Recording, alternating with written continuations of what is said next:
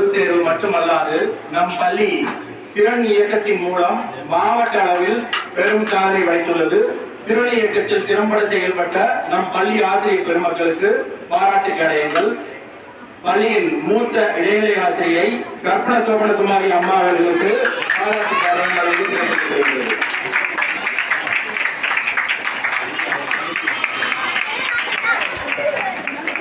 அடுத்ததாக சித்திரை செல்வி அம்மா அவர்களுக்கு பாராட்டு கடையம் வழங்கி சிறப்பிக்கப்படுகிறது. சமூக அறிவியல் ஆசிரியை இ அபினிஷா அவர்களுக்கு பாராட்டு கடையம் வழங்கி சிறப்பிக்கப்படுகின்றது.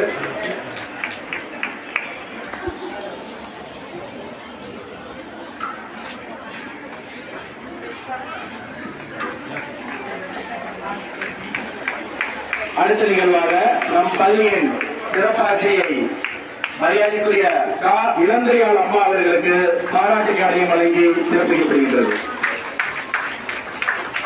சிங்கப்பெண் அதிரடிப்படையின் தளபதி பத்தலா நல்லா வேணும். அடுத்ததாக நம் பள்ளியின் மரியாதைக்குரிய இசை ஆசான் ஆர் மந்தானம் சார் அவர்களுக்கு பாராட்டு கடையம் வழங்கி சிறப்பிக்கப்படுகிறது.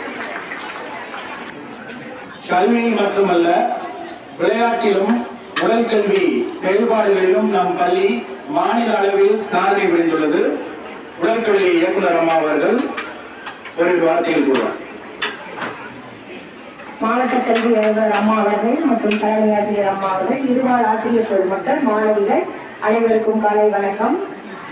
நம் பள்ளியில் இருந்து மாணவிகள் இ ஸ்வேதா, ஆர் ஸ்வேதா, எம் இளையமதி 3 மாணவிகளும் மாநில அளவில் தங்களது பங்களிப்பை ஏற்படுத்தினர். அது இ ஸ்வேதா 11th ஸ்டாண்டர்ட் என்ற மாணவி உயரம் தாண்டுதலில் குறுவட்ட அளவில் முதலிடம், திண்டுக்கல் மாவட்ட அளவில் முதலிடம், அனைத்து மெட்ரிகுலேஷன் கல்விகளிலும் மற்ற மாணவி நம் பள்ளி மாணவிகள் கிட்டத்தட்ட 60 பேர் இருந்தாங்க.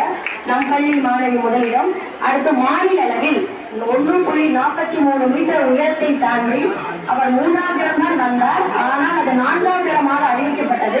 காரணம், அந்த ஜம்பை கிளியர் செய்யும் போது ஒரு விதிமுறைகள் உள்ளன. அதன்படி நம் பள்ளி மாணவி 4ஆம் இடம் பெற்று நம் பள்ளிக்கு பெருமை சேர்த்துள்ளார். அப்பள்ளி மாணவிக்கு வாழ்த்துக்கள். இரண்டாவதாக அந்த பள்ளி மாணவன் அந்த பெண் கண்டிப்பாக மாநில அளவில் வெற்றி பெறுவார் என்று உறுதி கூறுகிறது. நன்றிகள்.